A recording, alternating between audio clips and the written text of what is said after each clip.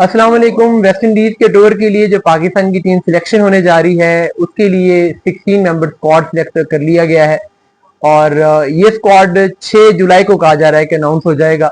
इस स्क्वाड में कुछ नए चेहरे जिनकी पहली दफा पाकिस्तान की टेस्ट टीम में शमूलियत हुई है वो भी खेल रहे हैं और कुछ और सीनियर प्लेयर की वापसी भी हुई है। कुछ प्लेयर जो कि पिछले कुछ दिनों में इंजरी कंसर्न से जुड़ रहे थे उनके फिटनेस टेस्ट हुए हैं और उनके बारे में भी कुछ इंपॉर्टेंट डिसीजन हुए हैं। एक तो जो शान मसूद वाला मामला है, शान मसूद को पहले आपको मैंने भी रिपोर्ट किया था और कि शान मसूद को कप्तानी से हटाने का डिसीजन कर लिया गया है और ये डिसीजन शान मसूद को कन्वे कर भी दिया गया था। लेकिन जो बैकअप ऑप्शन था शान मसूद का कप्तानी के लिए, उसके लिए जो नाम फाइनलाइज किया गया था वो सलमान अली आगा थे। फिर सलमान अली आगा की कुछ इंजरी मसाइल हुए, फिटनेस टेस्ट वो क्लियर नहीं कर पाए, बीच में उनके बारे में ये लगा कि वो वेस्ट इंडीज टूर से बाहर हो जाएंगे। तो फिर पीसीबी को रीथिंक करना पड़ा क्योंकि उस टाइम तक जो पाकिस्तान के वाइस कैप्टन साउद शकील थे उनके भी इंजरी कंसर्न थे, वो भी फिट नहीं थे।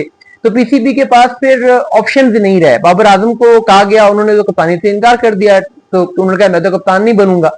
तो फिर पाकिस्तान क्रिकेट बोर्ड ने ये फैसला किया कि अगर हम यहाँ पर शान मसूद को हटाते हैं तो हमारे पास कोई ऑप्शन नहीं है। तो फिर शान मसूद को दोबारा बुलाया गया और उन्होंने कहा गया कि हम आपको इंग्लैंड और वेस्ट इंडीज के टूर में कप्तान बरकरार रखेंगे, उसके बाद फिर आपकी इवैल्यूएशन होगी। तो यूं समझे कि शान मसूद इस दफा लकी रहे, बाल बाल बच गए। इसके बावजूद के selection committee, Pakistan cricket board सब जहन बना चुके थे कि शान मसूद को इस दफा हटा दिया जाएगा।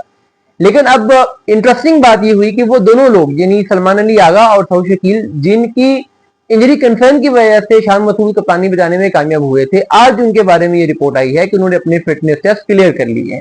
लेकिन चूंकि अब तक रेन बन चुका है, बात कन्वे हो चुकी है, तो इसलिए अब फिर शान मसूद ही कप्तान रहेंगे। लेकिन ये दोनों ही स्क्वाड में खेल रहे हैं।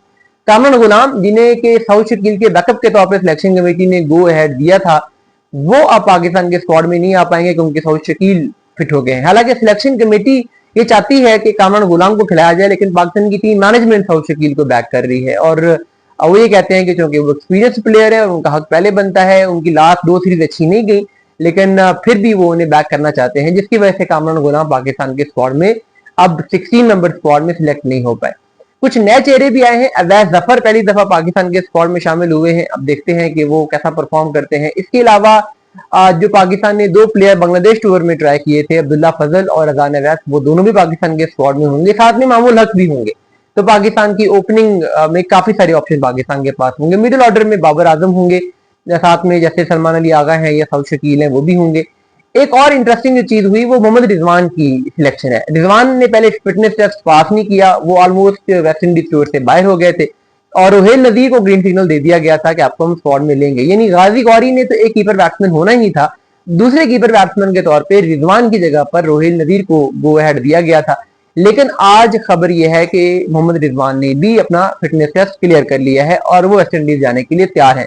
तो रोहेल नजीर और कामरान गुलाम के साथ आखिरी लम्हों पर मोए हो गया है, वो ऑलमोस्ट तैयार थे जाने के लिए, लेकिन अब दोनों का नाम स्क्वाड से निकाल दिया गया है। इस तरीके से स्पिन बॉलिंग में नुमान अली को पाकिस्तान स्क्वाड में शामिल नहीं कर रहा, आपको मैंने पहले भी रिपोर्ट किया था। साजिद खान अपनी जगह बचाने में बहरहाल कामयाब हो गए हैं। उसकी एक शायद वजह यह भी है कि वेस्ट इंडीज के पास लेफ्ट हैंडर काफी हैं और वेस्ट इंडीज के अगेंस्ट सीरीज में साजिद खान अपने ऑफ स्पिन की वजह से इफेक्टिव हो सकते हैं। नुमान शायद वहां पे इतने इफेक्टिव ना हो। फास्ट बॉलिंग में जो सीनियर फास्ट बॉलर है शाहीन शाह अफरीदी और हसन अली, उन दोनों को ही ड्रॉप किया गया है, वो दोनों ही इस स्क्वाड का हिस्सा नहीं है। मोहम्मद अब्बास और खुरम शहजाद ये दोनों बांग्लादेश के टूर में गए थे, ये दोनों इस टूर में भी जाएंगे। लेकिन साथ में पाकिस्तान ने कुछ और पेसर भी ऐड करने का डिसीजन किया है, जिनमें एक उबैर शाह है जो कि पिछले 2-3 साल से फर्स्ट क्लास क्रिकेट भी खेल रहे हैं, हर तरह की क्रिकेट खेल रहे हैं, स्विंग बॉलर हैं। उनको अच्छी फॉर्म की वजह से वापस बुलाया गया है, बल्कि पहली दफा पाकिस्तान के टेस्ट स्क्वाड में वो शामिल हुए हैं। और एक फास्ट बॉलर का कम बैक भी हो रहा है और ये मोहम्मद अली डेजी है। शाहनवाज दानी को इनिशियली स्क्वाड में शामिल किया जाना था, लेकिन शाहनवाज दानी फिटनेस मसाइल की वजह से सिलेक्टर को इम्प्रेस नहीं कर पाए, उनकी कैंप में ही फिटनेस के मसाइल बने और उसकी वजह से वो अब रिदम हासिल कर नहीं पा रहे।